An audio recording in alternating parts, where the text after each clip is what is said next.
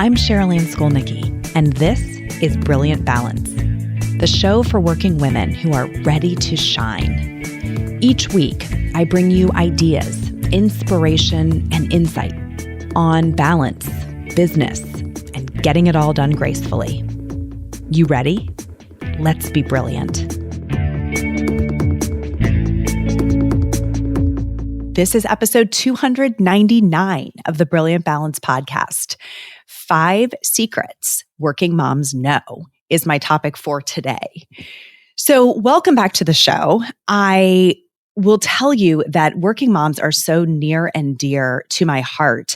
And it's because really that's the community of women that I have had the opportunity to be in dialogue with through coaching, through events, through the programming that I've done over the years, and definitely through this podcast. And the women who I most often am supporting really are sitting at that intersection of very demanding work lives, right? Big, high professional ambition, highly talented, highly educated, highly ambitious women who also have very high standards for the way that they want to show up at home, often for the children, right? Often for the kids who we are raising at the same time. And because I get to have a front row seat to conversations with this collection of women all the time, there are themes that I'm able to see across the collective that may or may not be true for me personally. But boy, when you are dealing with this population every single day from coast to coast and sometimes outside the country, it's remarkable how similar the experience really can become.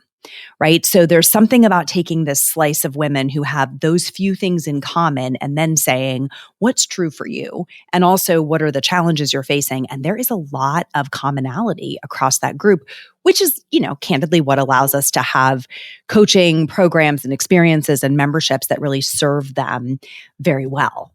So what I want to do today is share 5 things that I think virtually every working mother that I work with would raise their hand and say, yeah, I already know this. I think it's 100% true. And boy, it would be helpful if the people around me just got the memo, right? If they knew this. And so maybe this is an episode that you could forward if you are a working mom and you're like, I need a way to share this with some of the people in my life. Maybe this is something that will allow you to do that.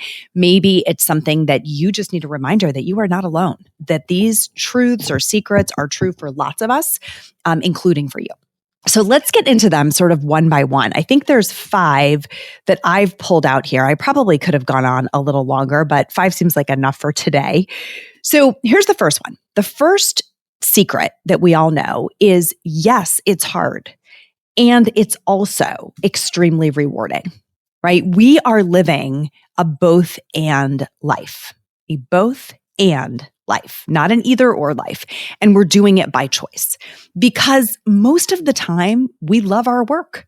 We absolutely love our work and we love our kids. So we're not choosing one over the other, even at any given moment. We're really looking for this ability to have both and to be fed by both, right? To be nourished by both, to have a sense of purpose and a sense of accomplishment that comes from both of those arenas of our lives. We want both of them to be working really well, in other words. The fact that it is difficult, right, or challenging or hard and also rewarding always kind of reminds me of being the good kind of sore after a workout. You know how when you do a workout that maybe you haven't done ever or recently, or you use a different set of muscles, there's this good kind of sore that's like, yeah, I did something there. And then there's the bad kind of sore that's like, I actually got hurt. I think working moms know that we are like the good kind of sore a lot. There's an effort to keeping all of these balls in the air that also has a sense of reward, a sense of purpose, a sense of this is the good stuff.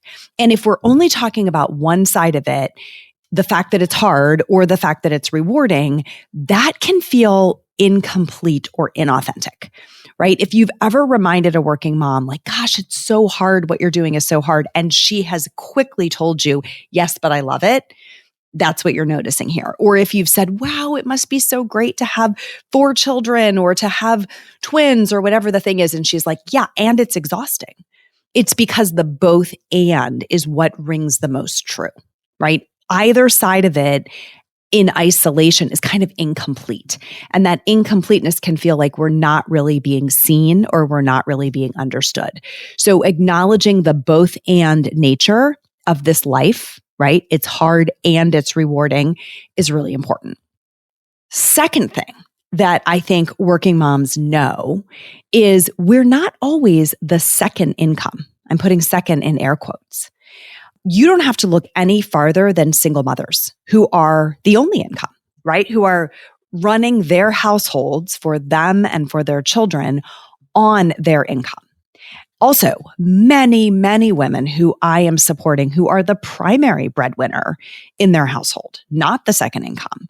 Some who are the solo breadwinner and they have a spouse who stays at home, and many who are equal contributors or close enough to equal that that's how they think about it, right? They're roughly contributing the same amount financially to the household. So when you think about that, when you think about single mothers and married or partnered women who are the single earner in their household, you think about the nature of a primary breadwinner and also of an equal contributor. This is not like a fun, cute little side thing, right? It's not an optional income for these kinds of working mothers. This is places where our families are counting on our incomes. Same pressure as men, same intensity as men, same sense of responsibility. And that can feel a little bit more like a trap than someone who is working truly in a second income dynamic, right? There was this narrative back when I was leaving my corporate career and coming into this work where people would say like, well, if you can get like a little business off the ground, it'll be great because then you can cover some extras like camp for your kids or whatever.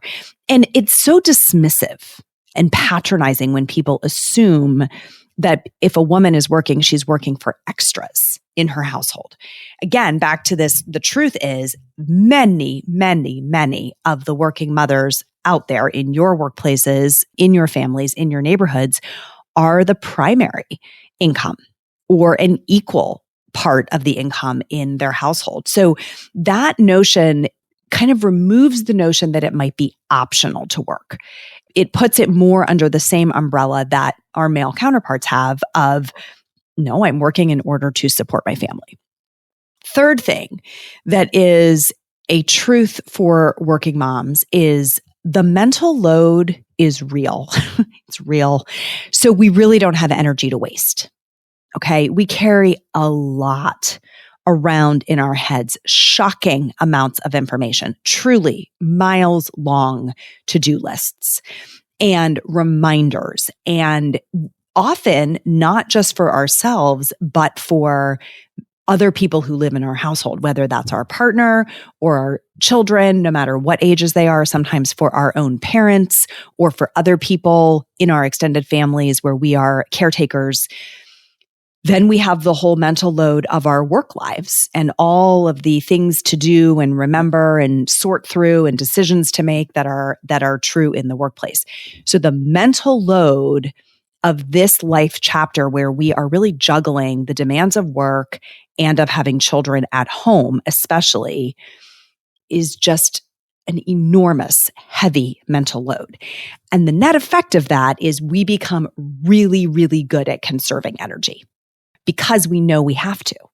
So you will see women in this chapter who want to skip the small talk, right? And cut right to kind of the meat of a conversation. Or they'll skip the social event at the office, the happy hour or the, Saturday picnic, or they're skipping out of any office drama, like no interest in your drama, right? Or busy work projects that kind of give you like extra credit in the workplace. Or they'll opt out of neighborhood politics. Like they'll unfollow people. There'll be just this sense of like, I'm not here for it, because we know we don't have energy to waste, right? We're not going to talk ourselves in circles about things that just don't matter. We have to go straight for the stuff that matters, because there's never enough of us to go around. So there's this inherent sense of needing to conserve energy. And I think it's important to note we're not being rude or short or lazy, or at least that's not our intent. We're just conserving energy for the bigger things on our plate, for our job, our kids, our partners, our dear friends, our own health. And there's just not room for a lot else once those things have their needs met. So we're kind of masters at conserving energy. And the downside of this, the challenge is sometimes that dynamic keeps us from like going for it. Because we're worried that we won't have enough gas in the tank for the whole project or the endeavor or the dream. Hi, it's Cheryl Ann. Thanks for listening. Did you know that the ideas I share on this show are things I also can help you implement? If you want me in your corner helping you find more time for what fills you up, go to brilliant-balance.com/schedule and sign up for a free exploratory call. Give yourself this time. You'll be so glad you did. So we will say no to things that we might really enjoy or be great at, or that we would otherwise be very drawn to because we are maybe over conserving energy for perceived future demands on our time, on our energy. So here's the key. When we learn to find a cadence that we can sustain, that opens up whole new worlds. And I always make the analogy that it's like learning to run marathons instead of sprints. Right? Anyone I know, myself included, who has ever trained for and run a marathon had to learn to slow down, because we have headspace, we have a paradigm that running means you go as fast as you can. And I think we think about our lives sometimes the same way. It's like, as fast as I can go, that's how I'm going to do this. But the reality is finding a cadence we can sustain allows us to let more things in. We just may have to progress through them at a pace that's different than what we originally intended. So that is the third truth. So let's just recap where we covered. We said, yes, it's hard and it's also rewarding. This is a both and life. We are not always the second income, often primary or equal. And the mental load is real. So we just don't have energy to waste. Okay. Fourth secret or truth that working moms know is we're mothers, not martyrs. We're mothers, not martyrs. We really don't want to do it all. We're just terrible at asking for help. Across the board, we are terrible at asking for help. So don't make us ask. Just pitch in, pick up a task and handle it, right? Make the decision. We really don't want or need to be Superwoman. Really. In fact, we are really trying to break multi-generational patterns of martyrdom, of give it to me, I'll handle it, of, I will serve you until I have nothing left. We're really learning to set and hold boundaries, essentially, to learn to say no unapologetically, to advocate for our own needs.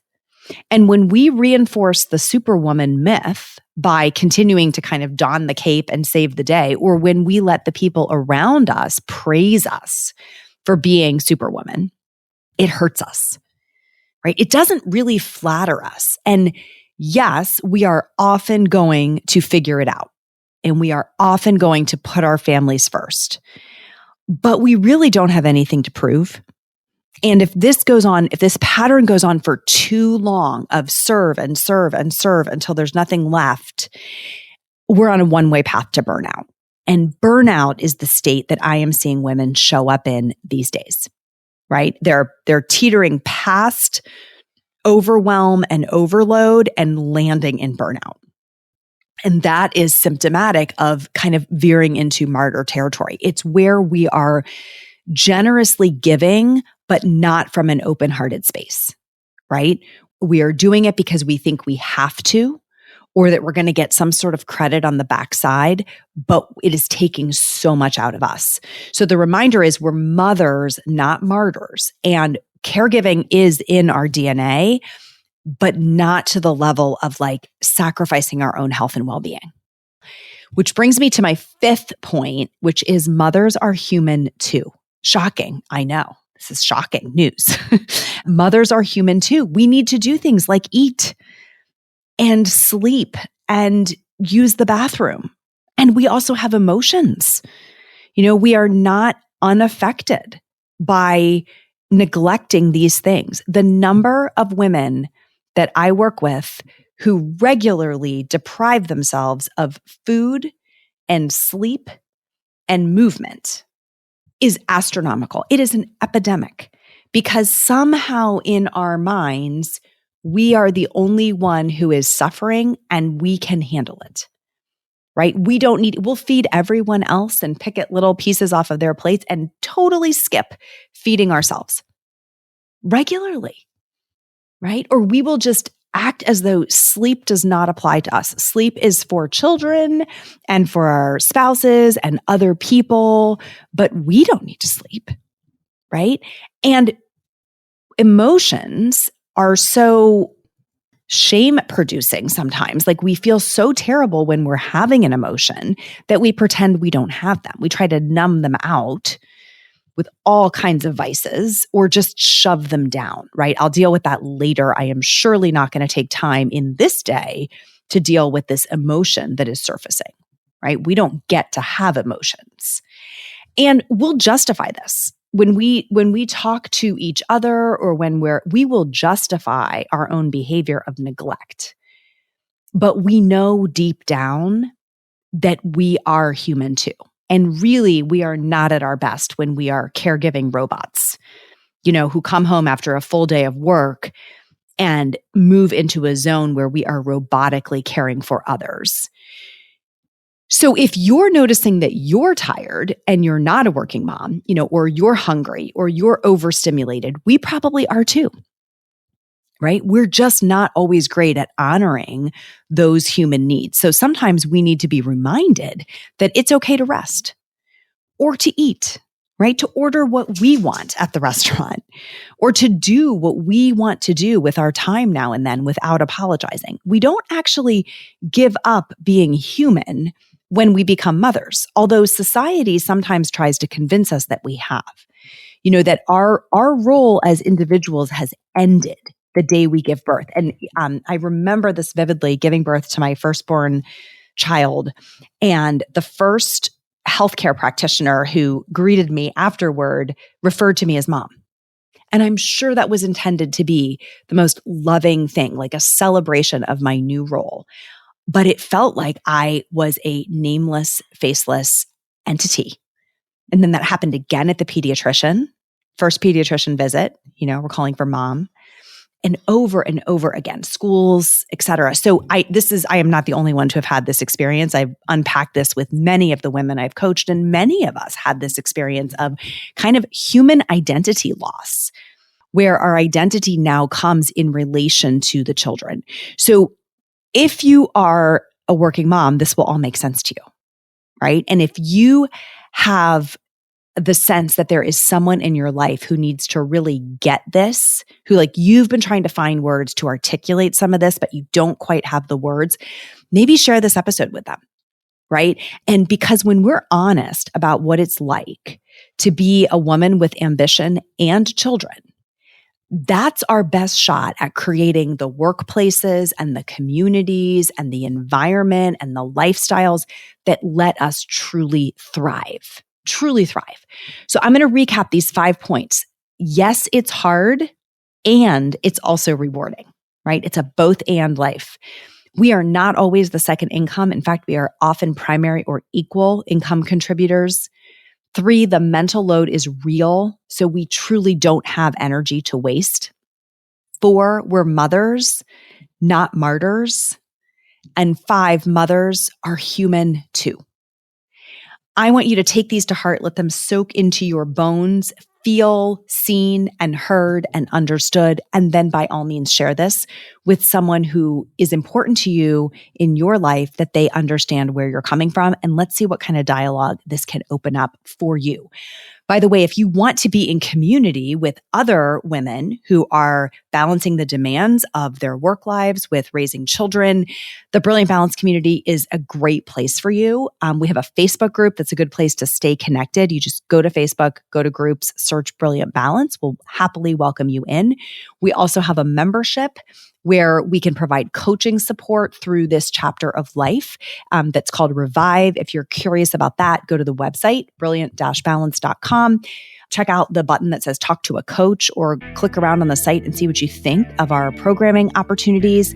And just know that I am here ready to support you in whatever way I can. Till next time, my friends, let's be brilliant.